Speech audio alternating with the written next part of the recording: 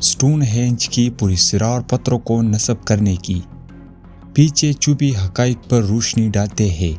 یہ سوال کہ 4000 سال پہلے بغیر کسی ٹرین کی 50 ٹن وزنی پتھروں کو کیسے منتقل کیا گیا، صدیوں سے ماہرین کو حیران کی ہوئی ہے۔ السلام علیکم، زین ٹی وی کی ویڈیوز پر خوش آمدید۔ اسٹون ہینج کی تعمیر سے متعلق اہم نظریات پر بحث کی گئی ہے۔ اس نظریے کے مطابق پتھروں کو لکڑی کے لٹکوں پر لٹکا کر لایا گیا، تاہم محققین کا کہنا ہے کہ راستے میں دریا اور گیلی مٹی تھے جہاں پہ لٹکے کام نہیں کر سکتے۔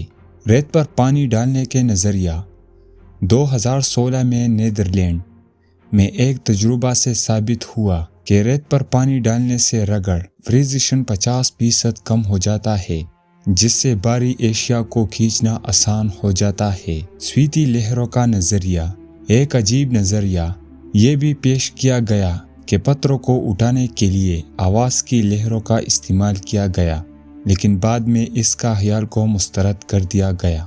لکڑی کے ریمپ اور رسیاں آج سب سے زیادہ تسلیم شدہ نظریہ۔ قدیم معماروں نے لکڑی کے ریمپ رسیوں کو بہترین ٹیم ورک کا استعمال کیا۔ تجربات سے پتہ چلا کہ 100 آدمی کی ٹیم صرف 10 دنوں میں ایک بڑا پتھر کھڑا کر سکتا ہے۔ اسٹون ہینج صرف ایک مذہبی مقام نہیں تھا، وہاں موجود ایک چھپی ہوئی سڑک جو سورج کی ترتیب کے ساتھ بالکل ہم آہنگ ہے، ظاہر کرتے ہیں کہ ہر پتھر ایک خاص مقصد اور زاویہ کے تحت رکھا گیا تھا۔